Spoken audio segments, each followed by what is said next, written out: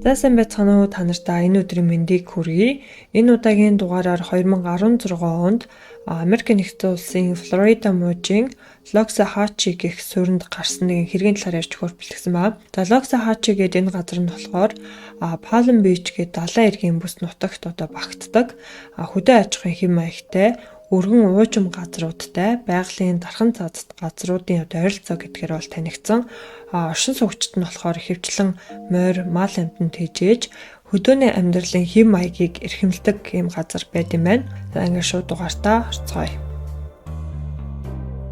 2016 оны 11 сарын 16-ны шөнө 911-т нэгэн эмэгтэй дуудлага өгсөн. За хүмүн маш их цус алдж гин. Түүнийг хэн нэгэн гэмтээч гэлээ гэж хэлсэн ба. Цагдаа нараа дуудлагын дагуу Флорида мужийн Loxahatchee суурьнд бол очисон. Тухайн байшинд 21 настай Джеймс Берри гэх залуу чэйжэнд олон удаа хутганы шарахтай амь тэмцсэн байдалтай бол байсан ба. Түргэн тусламжийнхан ирж залууд яаралтай тусламж үзүүлэх гэсэн ч амжилтгүй болж Джеймс газар дээр бол насарсан. За цагдаа нарыг очиход байшинд 56 настай Джеймс Берригийн ээж Никола, түүний найз залуу Гай Ханд, Джеймсийн найз Джефф нар бол байсан. Цагдаа нар энд яг юу болсон талаар асуухад бүгдээрээ л чочролд орсон. Гинтийн энэ уй гаршуунд итгэж чадахгүй байцгаажсан ба. Гай Джефф хоёрын гар бугуу хэсгээр нь Джеймсийн цус болсон юмсан. Тэд түргэн тусламжийнхан ирэхээс өмнө залууг аврах гэж хамаг чадлаараа хичээсэн гэдгийг бол хэлсэн ба. Цагдаа нараа байшинд орж үзэхэд галтгооны ширээний бууланд тус болсон хутга байгааг бол олж харсан. Харин Гай хэлэхдээ хутгыг газраас олсон өөр хүн гэмтэх вэ гэд ширээн дээр гаргаж тавьсан гэж цагдаа нарт хэлсэн ба. Кол буюу Джеймсийн ээж нь хэлэхдээ шүн ингээд гинт хүүгийнх нь өрөөнөөс туслаарай нааша хурдан ирээрээ гэсэн тийм чимээгээр болж сэрсэн. Тэгээ найз залуу Гай нь болохоор гарч Джеймсийн өрөө рүү бол гүйсэн. Харин Никола араас нь гараад хүүгийнхаа өрөө рүү явсан. Тэгээ хүүгийнх нь найз Джефф ойрлоод туслаарай гэд хэлжсэн. За бид нэр хүүгийнхаа өрөөнд ороход хүү орон дээрээ маш их цус алдсан байдалтай бол байсан. Тэгээ Гай намайг бушуухан төрийн тусламж болон цагдаа нараа дуудаарай гэж хэлээд би өрөөнөөс гарсан гэж ээж нь хэлсэн ба. Эрүүлийн цагдаа нар гэрт нь ирсний дараа гэрт нь байсан Джеймсийн ээж Никола, түүний найз залуу Гай, за Джеймсийн сайн найз Джефф 3 цагдаа нартай хамт гэрийнх нь гадаа гэмт хэрэгтээ тэмцэх засгийн цагдаа нар болон мөрдөгчд хэргийн газарт ирэхийг нь бол хүлээсэн. Тэд хоорондоо хин гисэн байх уу, хин нэгэн манад орж ирсэн байна, хин юм зүйл хийсэн байж болох уу гэж хоорондоо аяг тэгээд ярьжсэн. Тэр үед нь болохоор Джефф буюу Джеймсийн найз нь Меланигаас гарцаагүй Джеймс намайг орон дээр нь унтчихсан чинь Мелани ингээд ирсэн. Цонхоороо би харчаад түүнийг яв бүх зүйл дууссан гэж хэлсэн гэхэд Никола буюу Джеймсийн ээж нь түүнийг ирсэн гэж яагаад ингээд хэлээгүй юм бэ гэхэд Джефф болохоор би ингээд нойрноос хайлс ирсэн чинь Джеймс надад тэгж хэлээд би тэгээ буцаад унтаад өгсөн гэхэд Николагийн найз залуу нь хажуу талаас нь би орой унтахаасаа өмнө бүх хаалгаа хагаад түгжээд унтсан штэ. Тэр тэг яаж гэрлөө орсон юм болоо гэхэд гэхдээ манайхыг хинээс ч илүү хамгийн сайн мэддэг хүн нь Мелани л байна да гэж Гай бас хэлсэн ба. Тэг Никола тэр түүнийг алчглаа штэ. Тэрнээс л гарцаагүй сэтгцэн өвчтэй хүн манайхаар ингээд ирээд байсан юм бах та гэх нөгөө Джеймсийн ээж нь ингээд хоорондоо ярьж байгаа байхгүй юу гэж хэлсэн чинь Джефф болохоро тэр угаасаа л сэтгцэн өвчтөл байсан штэ. Цагдаа нараа гайхаад Мелани гэж яг хин бэ гэд асуусан чинь тэд нэр бүгдээрээ л зэрэг дуугар шахуу Джеймсийн найз охин гэж хэлдэг. Мөрдөгчд гэрт нь нэгжлэг хийх үед байшингийн гадаа байх ширээн дээрээс ягаан өнгийн утасны кейстэй Samsung маркийн гар утсыг бол олсон. Мөн ойр орчимд нь болохоор юм толбнууд байхыг бас олсон ба. Тэс энэ толбо нь болохоор цусны толбо байсан. Харин ширээн дээр байсан утас нь Джеймсийн найз охин 19 настай Меланигийн утас болохыг тэд төвгөө олж мэдсэн ба. Джеймс Мелани хоёр ахлах сургуультай байхдаа найзалж агаад тэгээ дараа нь бол хосууд болцгоосон. Хоёулаа ижлэх нөгөө хоббитэй байсан мэлээ. Видео тоглох маш дуртай. Тэгээ ижлэхэн сонирхолтой хүүхдүүд байсан учраас цагийг байн хамт өнгөрөөгөөд тэгээд дараа нь болохоор Джеймс Меланиг болзоонд үрснээр тэдний хамгийн анхны үргэлжлэн эхэлчихсэн ба. Тэд нөгөө салж хагацгааргүй хосууд болцгоосон байгаа юм л да. Джеймсийн гэрт нь байнга ирдэг. Мелани тэдний гэрийнхэнд болон Джеймст ингээ маш сайн ханддаг. Хоол хийж өгдөг. Гэрийнхэн ч гэсэн Меланид маш сайн ханддаг. Нэг тийм ичимхий дуугу зөөл нь намуухан хоолойтой гэж одоо Джеймсийн гэрийнхэн дандаа тэгж ярьдаг байсан юм билээ. Ер нь айгүй таалагддаг байсан гэж хэлж болно. Амралтын өдрийг, баярын өдрүүдийг ч гэсэн Джеймсийн гэрийнхэнтэй бол Мелани өнгөрүүлдэг байсан. Ер нь бол нэлээд дотн байсан юм лээ. Джеймс дээр нэг эгчтэй. Тэгээ эцэг их нь болохоор багтан салаад Джеймс ээжтэйгээ болон ээжийнхээ найз залуу одоо Гай гэдэг залуутай болохоор хамт амьдардаг. Харин түүний эх чинь аавтайгаа одоо амьдрахаар болсон. За Джеймс болохоор маш хөгжилтэй, сайхан сэтгэлтэй, за амьтанд маш хайртай юм залуу болж одоо өссөн ба. Джеймс ахлах сургуулаа төгсөөд Палм Бичийн одоо далайн эргийн тэр их сургуульд элсэж ороход Мелани болохоор найз залуугаасаа ингээ хол байж чадахгүйгээд түүнийг дагаад адилхан одоо хичээлийн програм сонгоод байнга нэг хичээл үздэг. 2 жил орчим одоо үерхэхтэй байнга ингээд хамт байдаг гэсэн ч гэсэн салж нийлсэн тийм харилцаатай байж байгаад 2016 онд Джеймс түүнээс одоо бүр мөс одоо салахаар шийдсэн ба. Меланигийн хувьд Джеймс зөвхөн надтай цагийг өнгөрөх ёстой, зөвхөн надтай л хамт байх ёстой гэж айгу тийм үзэл бодолтой. Тэгээ Джеймс тэр нь болохоор ерөөсө таалагдаагүй. Жин хоёулаа нөгөө залуухан хүүхдүүд учраас Джеймс ч гэсэн найзуудтайгаа цагийг өнгөрөөмөр байдаг. Гэтэл найз охин нь ингээл байнга чи надтай хамт цагийг өнгөрөө, надтай хамт бай гэдээ хаар Джеймс ч гэсэн тэнд нь айгу одоо дургуцээд хоёулаа ингээд салъя гэдгээ видео тоглоомын платформ байт юм байл да. Одоо тоглоом тоглодог залуучууд ашигладаг платформоор Меланигаас би ингээд чамаас саллаа гэдгээ хэлсэн юм байна. Тэгээд Джеймс болохоор шууд саллаа гэж бол мэдээж хэлээгүй.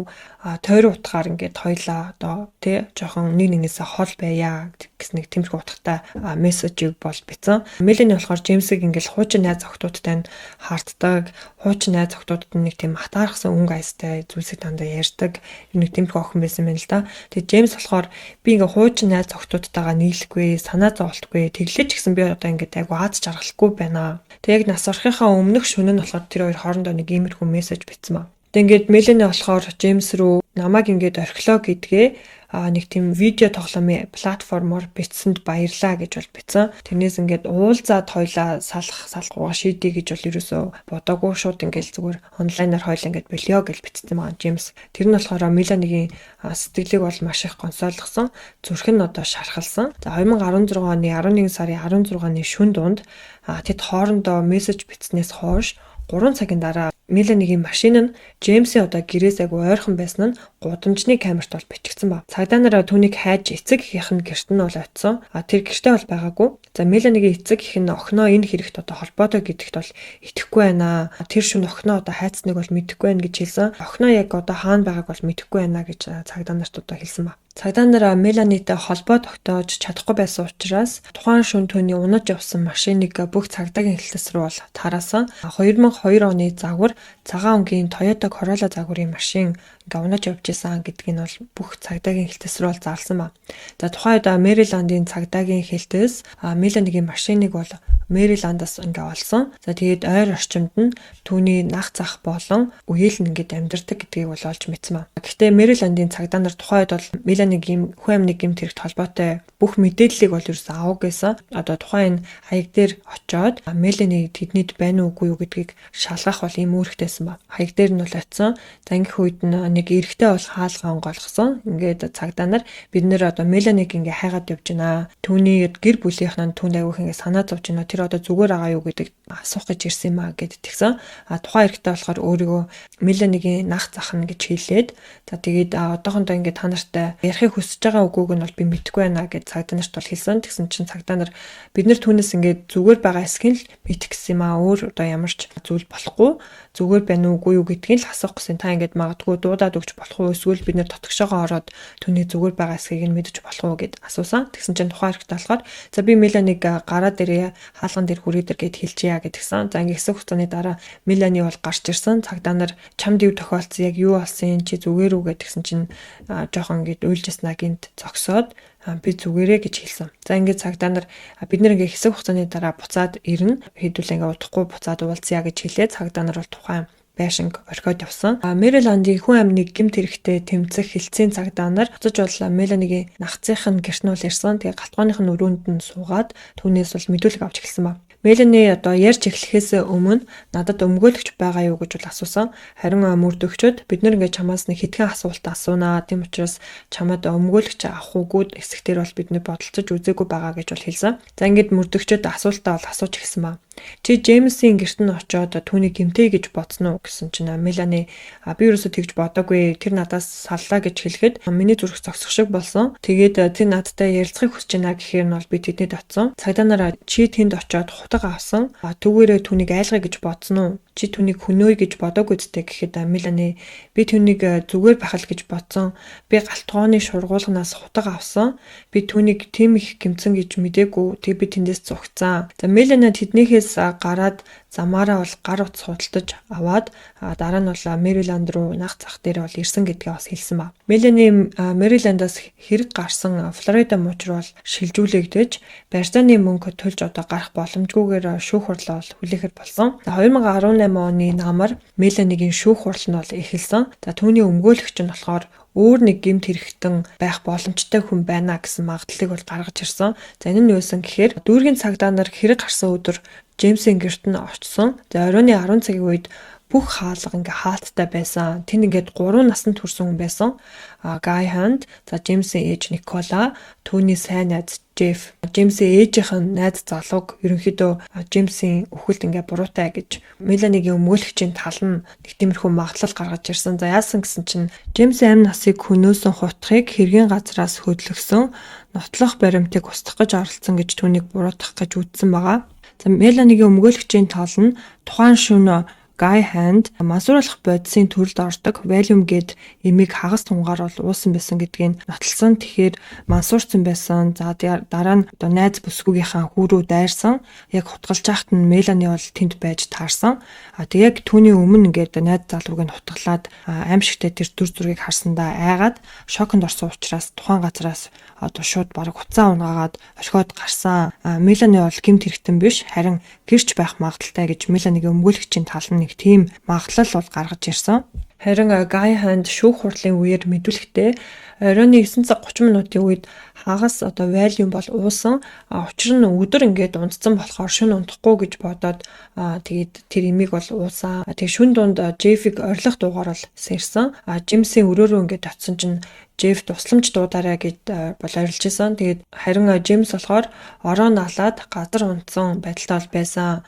Би түүнийг эцсийн мөч хүртэл нь туслах гэж хичээсэн. Баг багаар түүний нүд нь анигдаж эхлэхэд би түүнийг алдаж байна гэдгээ бол ойлгосон. Би тэнд байсан тустай хутгийг бол 2-3-аараа бариад галтгооны ширээн дээр бол тавьсан. Учир нь хэн нэгэн өөрийгөө гэмтэх үе хөлөө зүсчихвэл гэж бодсноос бол өөр тийм зүйл бол байгаагүй гэж шүүх хурлын үеэр бол хэлсэн. За прокурорын зүгээс шүүх хурал дээр юу гэж хэлснийг бол дурдъя. 2016 оны 11 сарын 16-ны өдөр Джеймс Меланигаас бол салсан. За энэ нь бол Меланид маш хүнд цохилт бол болсон.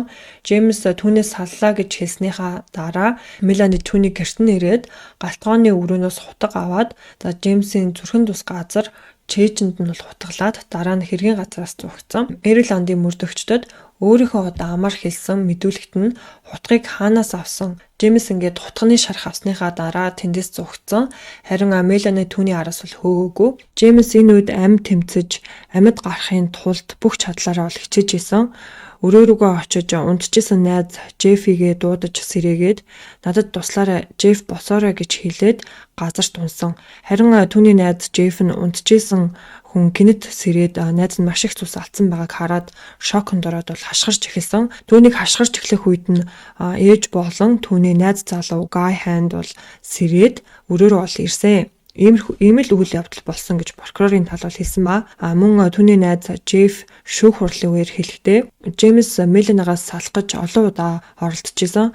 Мелани ерөөсөө салмааргүй байна, салахыг хүсгүй байна гэж өөрийнхөө гарыг зүсээд одоо тусаа хаана нь амиа хорлоно гэж хүртэл айлгаж исэн. Джеймс намайг унтжгаад хайлт сэрсэн чинь Jeff бүх зүйл дууссан гэж хэлсэн. Тэгээ би тэр үед гэж хэлчихэд буцаад унтаад өгсөн гэж бол Jeff хэлсэн баг. За Джеймсийн төрсөн аав нь миний хүн угаасаа Меланигаас салах тийм хүсэлтэй байсан.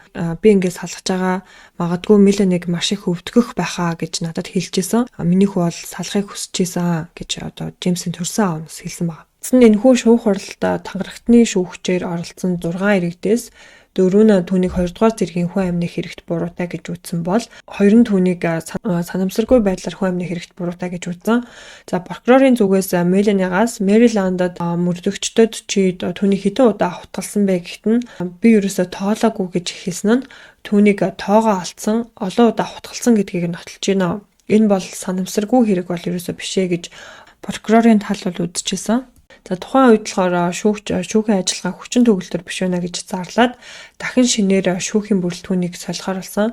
2019 оны 1 сард дахин шүүх хурал явагдсан. За Меланигийн өмгөөлөгчийн тал нь жижиг биетэй эмэгтэй хүн хутгалсан гэхэд хутганы шарах нь бол хэтэрхийгүй байсан. За хутга нь мөрөөсөн байсан. Тэгэхээр том биетэй эрэгтэй хүн энэ хэрийг бол хийсэн байх магадaltaй. Тэгэхээр Джеймсийн ээжийнх нь найз залуу Гай Ханд бол энд ингээ буруутай гэж. Харин прокурорын талгаараа хэрвээ Меланигаас хамгийн анх мэдүүлэг авахд яагаад Гай Ханд түүнийг гэмтээсэн гэж дурдаагүй юм бэ? Гай Хандын нэр бол ерөөсөө нэг ч мэдүүлэг дээр нь ороогүй байсан. Мелани өөрийнхөө хийсэн бүх зүйлийг ярьсан, хутгийг хаанаас авсан, Джеймсийг хэдэн удаа хутгалснаа ерөөсө тоолоогүй гэдгээ бол хэлсэн. Энэ нь Джеймсийг ямар их үзэн ядаж байсныг нь бол баталж харуулж байгаа. Тийм олон удаа хутгалаад тэгээд тоогоо алдсан гэдгийг хүртэл ингээ мэдүүлэгтэй хэлсэн. Энэ бол яалтчгүй 2 дугаар зэргийн хүн амны хэрэгэ гэж шүүх хурал дээр бол мэтгэлцэн. Шүүгч эцсийн шийдвэрээ гаргаж бүх насаар хорих ял оноох гэж байснаа Меланигийн нас өмнө нь гэмт хэрэгт холбогдож байгаагүй зэргээс нь бол харгалзаад 50 жилийн хорих ял бол оноосон юм байна. Джеймсийн төрсөн аав нь шудраг яс ялж миний хүүгийн амь насыг хөнөөсөн гэмт хэрэгтэн насаараа хорих ялтаа дүүцхүүц 50 жилийн ялыг авлаа. Шоронгийн өрөөнд өдөр болгон ямар буруу зүйл хийсэн гэдгээ ухаарч гэмшиж өнгөрөөлөх байхаа гэж нэг ярилцлагын үеэр бол хэлсэн байлээ. Ингээ энэ удаагийн дугаар маань бол үгээр өндөрлөж байна. Та бүхэн маань энэ хэрэгтэй юу гэж бодсноо хүсвэл комент хэсэгтээ надтай болон бусадтайгаа илтгэхээр зөв боловсон хуваалцаарай. За хэдүүлээ дараагийн дугаараар удахгүй уулзцаая. Бүгдээрээ өдрийг сайхан өнгөрүүлээрэй. Түр баяртай баярлалаа.